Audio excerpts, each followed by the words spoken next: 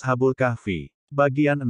Suatu ketika waktu Raja Dikianius baru saja selesai berpesta, ia bertanya tentang 6 orang pembantunya. Ia mendapat jawaban bahwa mereka itu melarikan diri. Raja Dikianius sangat gusar. Bersama 80.000 pasukan berkuda ia cepat-cepat berangkat menyelusuri jejak 6 orang pembantu yang melarikan diri. Ia naik ke atas bukit, kemudian mendekati gua. Ia melihat 6 orang pembantunya yang melarikan diri itu sedang tidur berbaring di dalam gua. Ia tidak ragu-ragu dan memastikan bahwa 6 orang itu benar-benar tidur. Kepada para pengikutnya ia berkata, "Kalau aku hendak menghukum mereka, tidak akan kujatuhkan hukuman yang lebih berat dari perbuatan mereka yang telah menyiksa diri mereka sendiri di dalam gua. Panggillah tukang-tukang batu supaya mereka segera datang kemari." Setelah tukang-tukang batu itu tiba, mereka diperintahkan menutup rapat pintu gua dengan batu-batu dan jish bahan seperti simen. Selesai dikerjakan, raja berkata kepada para pengikutnya, "Katakanlah kepada mereka yang ada di dalam gua, kalau benar-benar mereka itu tidak berdusta supaya minta tolong kepada Tuhan mereka yang ada di langit, agar mereka dikeluarkan dari tempat itu." Dalam gua tertutup rapat itu mereka tinggal selama 309 tahun. Setelah masa yang amat panjang itu lampau, Allah SWT mengembalikan lagi nyawa mereka. Pada saat matahari sudah mulai memancarkan sinar, mereka merasa seakan-akan baru bangun dari tidurnya masing-masing. Yang seorang berkata kepada yang lainnya, "Malam tadi kami lupa beribadah kepada Allah, mari kita pergi ke mata air." Setelah mereka berada di luar gua, tiba-tiba mereka melihat mata air itu sudah mengering kembali dan pepohonan yang ada pun sudah menjadi kering semuanya. Allah SWT membuat mereka mulai merasa lapar.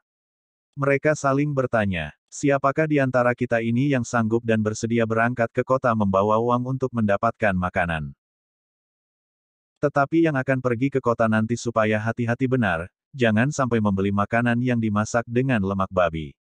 Tamliha kemudian berkata, "Hai saudara-saudara, aku sajalah yang berangkat untuk mendapatkan makanan. Tetapi hai penggembala, berikanlah bajumu kepadaku dan ambillah bajuku ini." Setelah Tamliha memakai baju penggembala, ia berangkat menuju kota. Sepanjang jalan ia melewati tempat-tempat yang sama sekali belum pernah dikenalnya, melalui jalan-jalan yang belum pernah diketahui.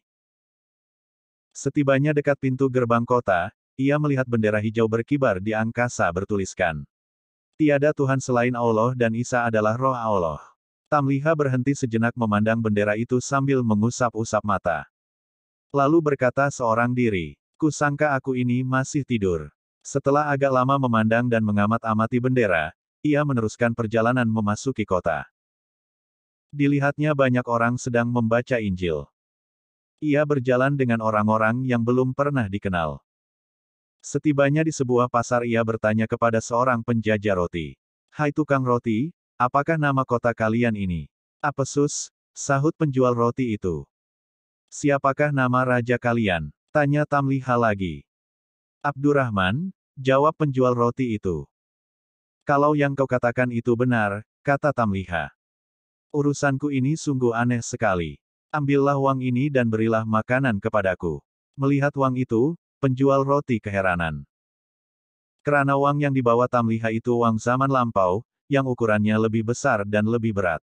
Pendeta Yahudi yang bertanya itu kemudian berdiri lagi, lalu berkata kepada Ali bin Abi Thalib, "Hai Ali, kalau benar-benar engkau mengetahui, coba terangkan kepadaku berapa nilai uang lama itu dibanding dengan uang baru." Sayyidina Ali menerangkan, "Kekasihku Muhammad Rasul Allah SAW menceritakan kepadaku, bahwa uang yang dibawa oleh Tamliha dibanding dengan uang baru, ialah tiap dirham lama sama dengan 10 dan 2/3 dirham baru." Sayyidina Ali kemudian melanjutkan ceritanya, penjual roti lalu berkata kepada Tamliha, "Aduhai, alangkah beruntungnya aku. Rupanya engkau baru menemukan harta karun.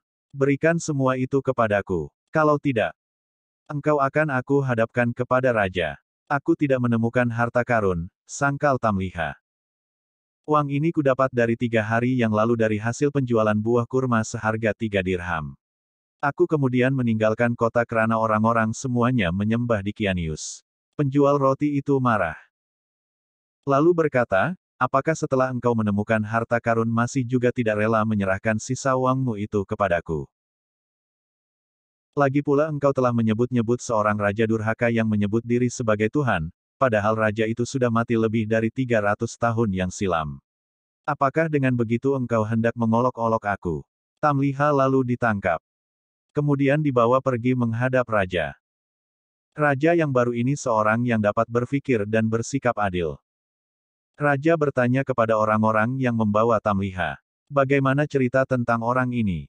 Dia menemukan harta karun, jawab orang-orang yang membawanya.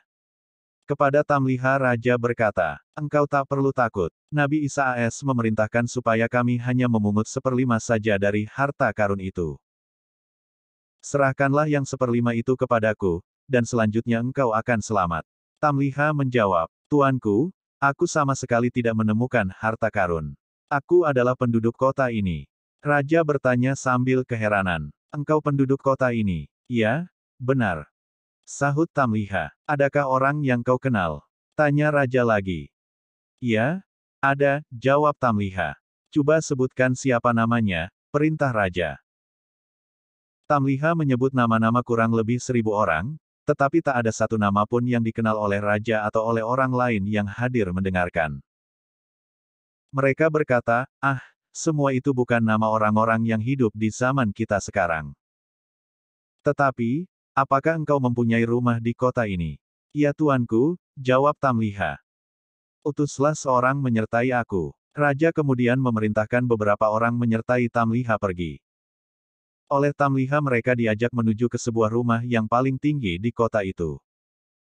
Setibanya di sana, Tamliha berkata kepada orang yang menggiringnya, inilah rumahku. Bersambung. Bagian 7.